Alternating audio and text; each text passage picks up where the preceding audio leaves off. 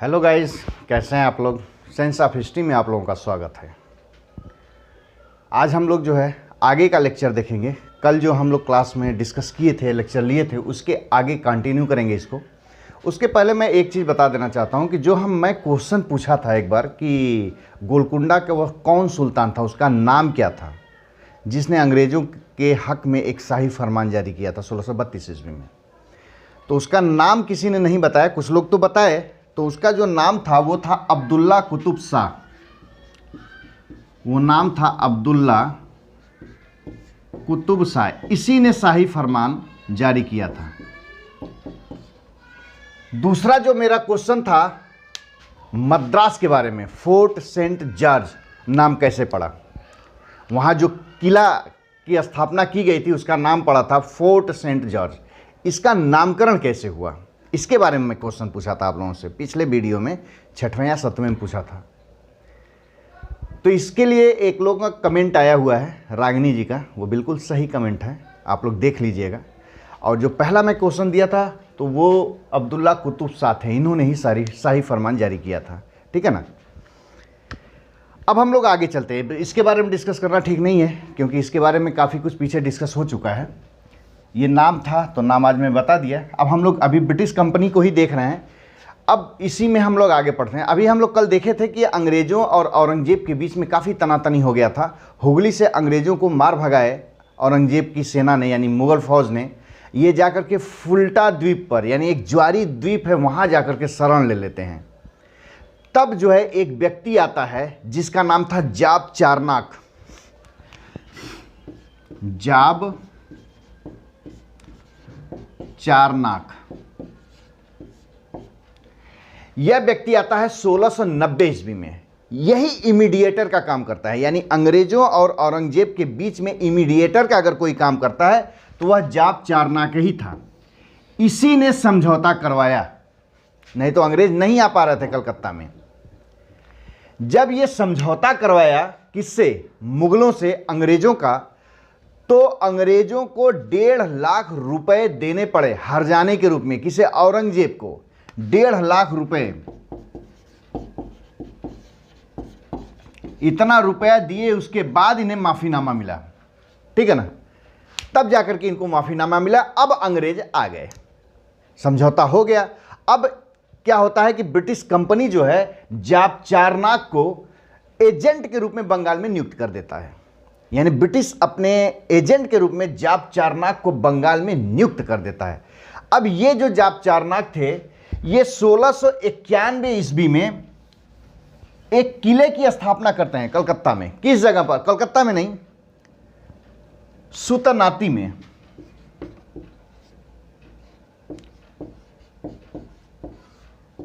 सुतनाटी एक जगह है, एक गांव था उस वक्त। यहां पर ये एक किले का स्थापना कर देते हैं। कब, 1691 ईस्वी में एक किले की स्थापना कर देते हैं सुतनाटी में। ठीक है ना। कौन, जाब चारनाक। वहीं बगल में वर्धमान एक शहर था, एक जिला था वर्धमान। वहां के जो जमींदार थे उनका नाम था शोभा सिंह। वो क्या करते हैं, विद्रोह कर देते हैं मुगलों के खिलाफ। वो विद्रोह कर देते हैं। जब वो विद्रोह कर देते हैं तो ये जो किला था सुतनाटी में, अब इसकी किलेबंदी की जरूरत महसूस होने लगी अंग्रेजों को कि क्यों ना अब हम इसकी किलाबंदी कर दें, नहीं तो कोई भी विद्रोही हमें लूट सकता है। लेकिन इसके लिए उन्हें इजाजत चाहिए था। ठीक है, इजाजत चाहिए था मुगल साम्राज्य से, मुगल शासक से।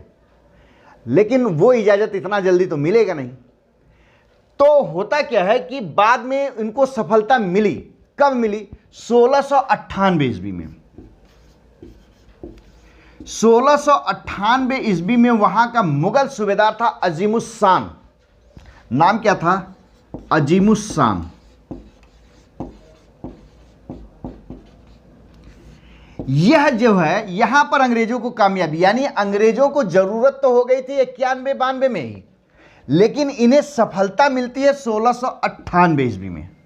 कैसे सफलता मिलती है, मुगल सूबेदार था अजीमुस्शान। इसने क्या कहा अंग्रेजों से कि आप हमें, यानी इसने क्या किया या इससे अंग्रेजों ने क्या किया कि अंग्रेज इसे 1200 रुपया दे दिए और इसके बदले में ये सूतानाटी, गोविंदपुर और कालीकाता, ये 3 जगह है, कालीकाता, गोविंदपुर और सूतानाटी। इन तीनों जगह की जमींदारी अंग्रेजों को मिल जाती है। ध्यान दीजिएगा, कहाँ की जमींदारी मिलती है?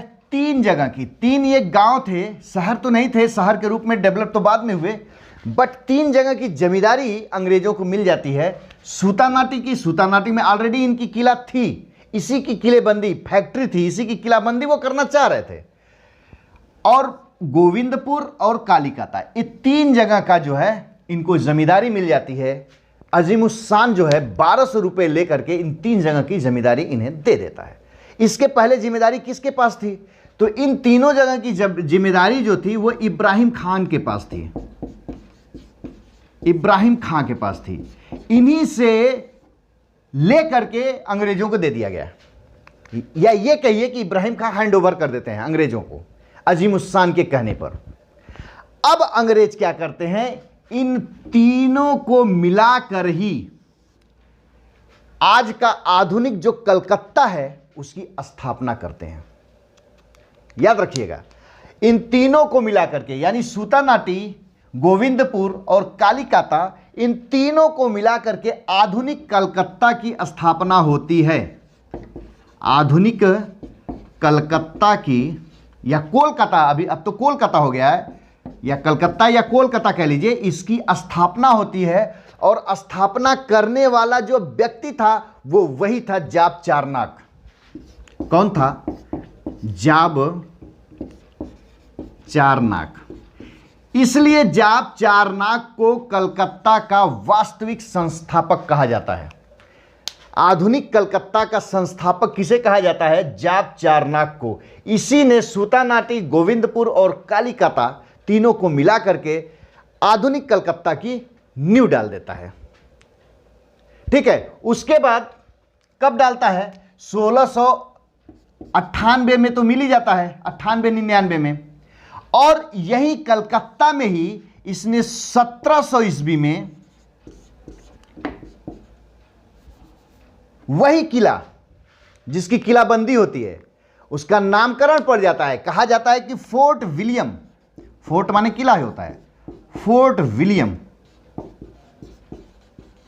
की स्थापना कर दी जाती है। एक किला की स्थापना कर दी, वही किला जिसका जो है ये बाउंड्री वॉल करना चाह रहे थे, उसी का नाम पड़ गया फोर्ट विलियम। या कहा जाए तो इसको सही ढंग से फोर्ट विलियम की स्थापना 1700 ईस्वी में कर दी गई।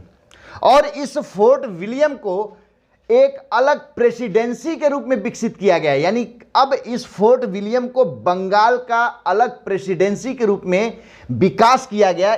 यानी कि बंगाल को अब मद्रास प्रेसिडेंसी से अलग कर दिया गया। याद रखिए, अभी तक सब कुछ मद्रास प्रेसिडेंसी के पास था। अब जब फोर्ट विलियम की स्थापना, वहां पर एक किले की स्थापना हो गई, कलकत्ता शहर की स्थापना हो गई, सही ढंग से जो है कि अब यहां से वो जान गए कि हम अब पूर्वोत्तर भारत को या पूर्वी भारत को कंट्रोल कर सकते हैं। तब जो है बंगाल में इसको एक अलग प्रेसिडेंसी के मान्यता दे दी गई। ठीक है ना? अब इनको जो है कि एक अलग प्रेसिडेंसी की मान्यता दे दी जाती है। उसके बाद होता क्या है, सर चार्ल्स आयर को, ये जो फोर्ट विलियम है ना, यहीं पर सर चार्ल्स आयर को यहां का प्रथम गवर्नर नियुक्त किया जाता है, फोर्ट विलियम का, कोलकाता का। अभी जाब चारनाक जो थे ये गवर्नर नहीं थे, ये कंपनी के एजेंट के रूप में थे, है ना। अब जब इसकी स्थापना हो जाती है फोर्ट विलियम की, तो सर चार्ल्स आयर को यहां का प्रथम गवर्नर नियुक्त कर दिया जाता है। ठीक है, अब ये प्रथम गवर्नर के रूप में इनकी नियुक्ति हो जाती है। अब आगे देखते हैं, धीरे धीरे घटनाएं आगे बढ़ती हैं। अब उसमें होता क्या है कि अंग्रेजों के हक में सबसे बड़ी अगर कोई फरमान जारी होता है तो वो 1707 ईस्वी में होता है।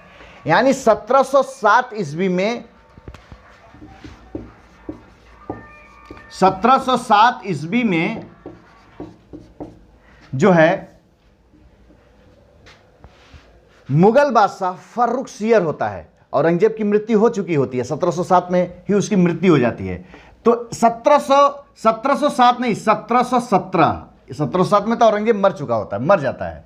1717 ईस्वी में मुगल बादशाह बनता है फर्रुखसियर।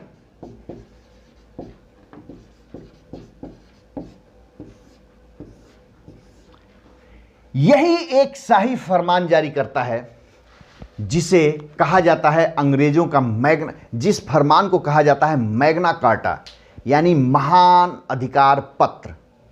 यह होता क्या है? सर जॉन सरमन या सुरमन एक अंग्रेज थे। सर जॉन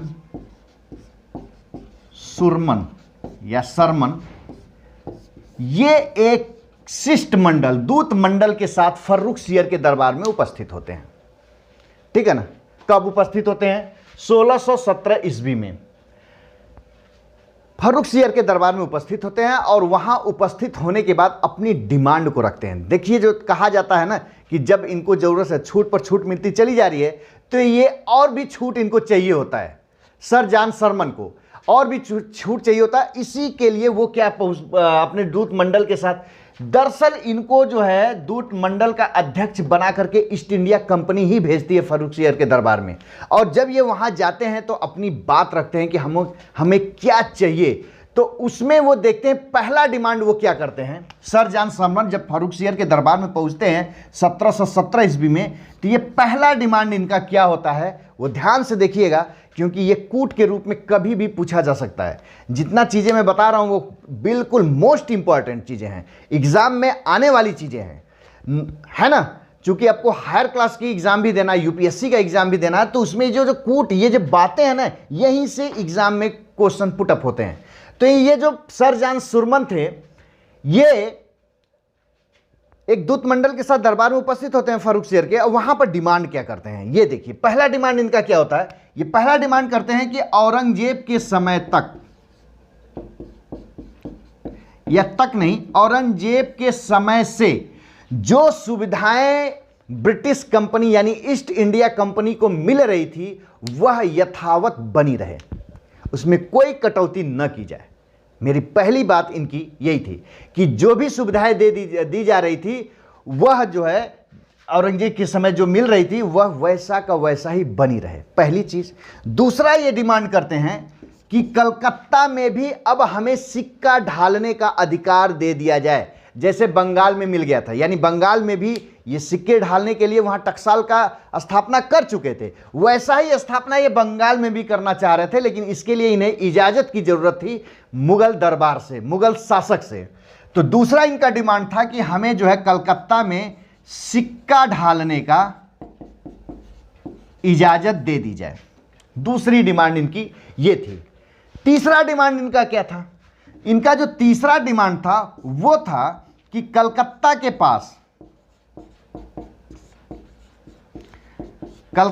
पास 38 गांव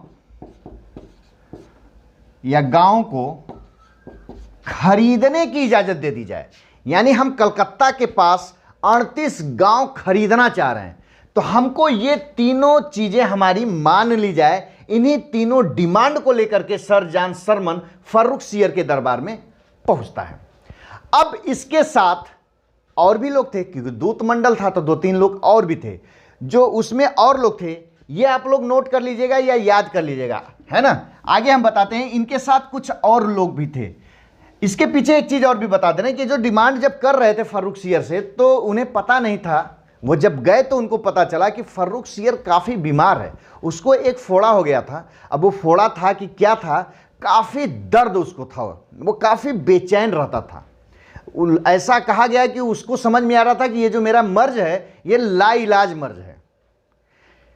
लेकिन जब सर जॉन सरमन अपने दूत मंडल के साथ वहां पहुंचता है तो उसमें एक सर्जन भी था, हैमिल्टन नाम का, है ना? तो दूत मंडल में और कौन कौन लोग थे? तो उसमें पहला व्यक्ति था जो है, एक तो हैमिल्टन थे, एक हैमिल्टन थे,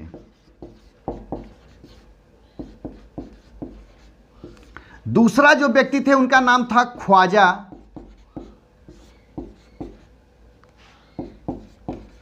सोरहूद। एक हैमिल्टन थे, ये चिकित्सक थे, और जो ख्वाजा सोरहूद थे ये द्विभाषिया थे। द्विभाषा, अच्छा, ये आर्मीनिया के रहने वाला व्यक्ति था। ख्वाजा सोरहूद ये आर्मीनिया भी यूरोप में ही पड़ता है, वहीं का रहने वाला ये व्यक्ति था ख्वाजा सोरहूद। ये द्विभाषिया था, यानी ये ट्रांसलेटर था, यानी ये फारसी भी जानता था, अंग्रेजी भी जानता था। और तीसरा व्यक्ति था स्टीफेंसन।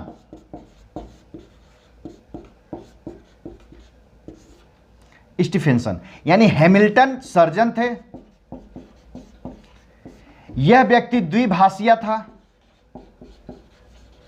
ट्रांसलेटर था, और एक स्टीफेंसन थे और एक सर्जन। इनके तो ये तो अध्यक्ष ही थे, सर जॉन सरमन। यही जो हैमिल्टन महोदय थे सर्जन, इन्होंने ही फर्रुखसियर का इलाज किया, और उनके इलाज से फर्रुखसियर पूरी तरीके से स्वस्थ हो गया।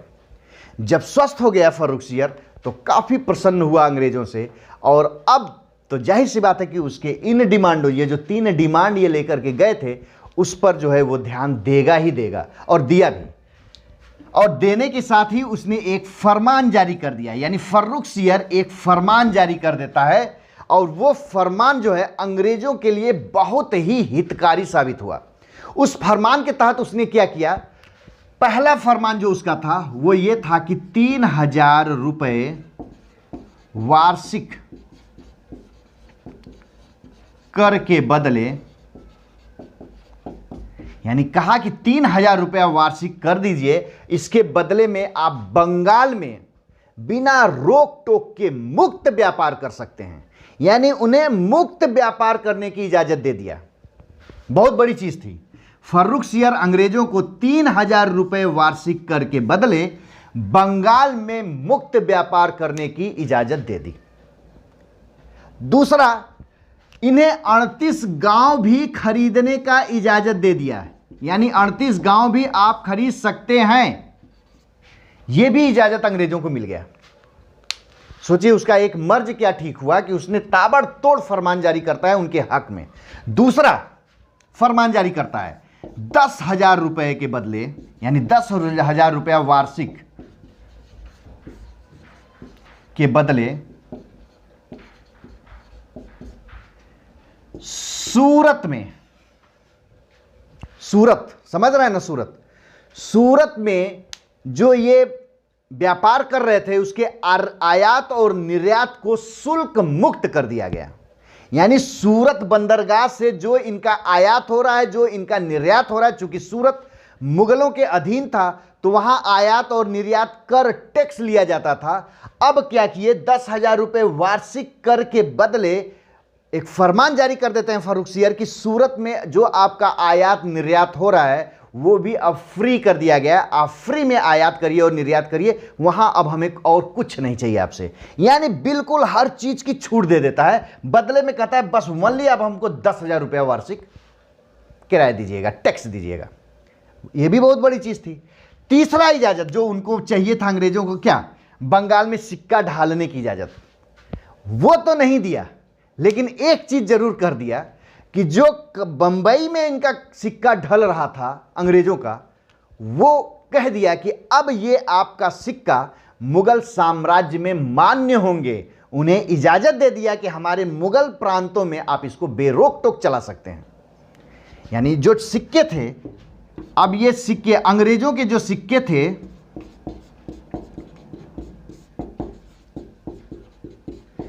सिक्के थे, अब ये मुगल साम्राज्य में बेरोक टोक चलेंगे। इस पर एक तरीके से मुगलों का मोहर लग गया।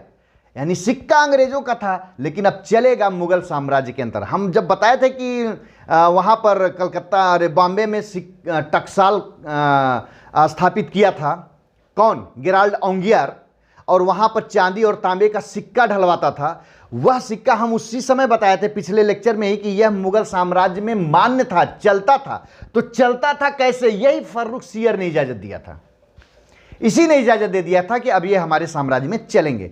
तो एक तरीके से देखा जाए तो जिस डिमांड को लेकर के अंग्रेज पहुंचे थे वो सारे के सारे डिमांड एक तरीके से देखा जाए तो मान ही नहीं लिया गया, बल्कि उससे कहीं ज्यादा दे दिया गया। गांव खरीदने की इजाजत दे दिया गया, सिक्के का प्रचलन हो गया उनके, और थोड़ा सा ये 10,000 और 3,000 कौन सी बहुत बड़ी चीज थी। इतना बड़ा व्यापार हो रहा है, पूरा इंटरनेशनल व्यापार अंग्रेज कर रहे हैं, और इसके बदले में वो पूरी तरीके से हर चीज से मुक्त हो गए, हर कर से मुक्त हो गए। इतना बड़ा जो है अधिकार, इसीलिए इन्हें सुनहरा फरमान अंग्रेज कहते हैं। और यह जो है एक अंग्रेज थे जिनका नाम था ऑर्स महोदय। ऑर्स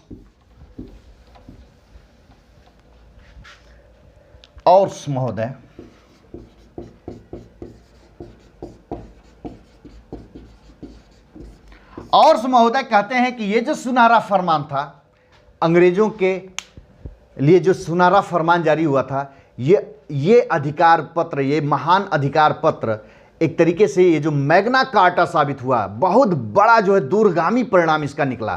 ठीक है ना, ये जो है एक तरीके से इस अधिकार पत्र को ये है मैग्ना कार्टा का संज्ञा दिए थे, महान अधिकार पत्र की संज्ञा दे दिए थे। महान या महाधिकार पत्र, महाधिकार पत्र या मैग्ना कार्टा की संज्ञा किसने दिया था? ऑर्स महोदय ने। यानी फर्रुखसियर ने जो सुनहरा फरमान जारी किया था, उस सुनहरे फरमान को ऑर्स महोदय ने महाधिकार पत्र या मैग्ना कार्टा का संज्ञा दिया था। यह क्वेश्चन पूछा गया है। तो इस तरीके से हम देखते हैं कि बंगाल में भी एक पूरी तरीके से स्थापित हो जाते हैं। अच्छा, औरंगजेब मर ही गया था। फर्रुखसियर जैसे पता नहीं कितने मुगलों के बहुत से मुगल शासक पैदा हुए, लेकिन किसी ने अंग्रेजों के बीच में बाधा बनने की कोशिश नहीं किया। बाद में बंगाल भी स्वतंत्र हो जाता है मुगलों से। बंगाल के नवाब अपना स्वतंत्र राज्य स्थापित कर लेते हैं। फिर बंगाल के नवाबों से अंग्रेज उलझ जाते हैं। क्या होता है उसको तो हम आगे देखेंगे, लेकिन अंग्रेजों का जो ब्रिटिश कंपनी का जो विकास हो रहा है, भारत में ब्रिटिश कंपनियों का जो आगमन हुआ था, उसके तहत हम यहां तक पहुंच गए हैं, 1717 तक पहुंच गए हैं। अब इसको यहीं पर हम विराम लगाएंगे। अब आगे हम आप लोगों को डेनिस और फ्रांसीसी पढ़ाएंगे नेक्स्ट लेक्चर में। उसके बाद हमको अंग्रेजों को ही पढ़ना है आगे। तो यहां के बाद अब अंग्रेजों को हम कंटिन्यू आगे करेंगे, जब अन्य व्यापारी कंपनियों को पढ़ लेंगे तब। उसके बाद हम कंटिन्यू अंग्रेजों को करेंगे, तो अंत तक, जब तक भारत आज़ाद नहीं हो जाएगा, तब तक अंग्रेज न तो हमारा पीछा छोड़ेंगे, न हम अंग्रेजों का पीछा छोड़ेंगे। भारत को आज़ाद कराने तक हम इनको पढ़ते रहेंगे, इन्हीं को कंटिन्यू करेंगे इसके आगे से। कल नेक्स्ट लेक्चर में अब हम अंग्रेजों को ब्रेक करेंगे, यहीं पर रोकेंगे, और आगे जो है डेनिस और फ्रांसीसी जो कंपनियां आई हुई हैं उनको पढ़ाएंगे। उसके बाद फिर अगला लेक्चर देखा जाएगा। बाकी जैसा आप लोगों को लगा है, इसमें जो भी चीज़ें मैं आज बताया हूँ काफ़ी इंपॉर्टेंट चीज़ें हैं, इसमें पूछा जाता है, क्वेश्चन पूछा गया भी है। आप लोग इसको ध्यान से पढ़िएगा, है ना, और लाइक ज़रूर करिएगा। सब्सक्राइब भी, जो लोग नए हैं उन्हें वो सब्सक्राइब करें। आप लोग इसको जो है शेयर ज़रूर करिएगा, ठीक है ना। कमेंट करके ज़रूर बताइएगा कि आज का वीडियो आप लोगों को कैसा लगा। Okay, thank you. मिलते हैं नेक्स्ट क्लास में, नेक्स्ट लेक्चर में। Thank you.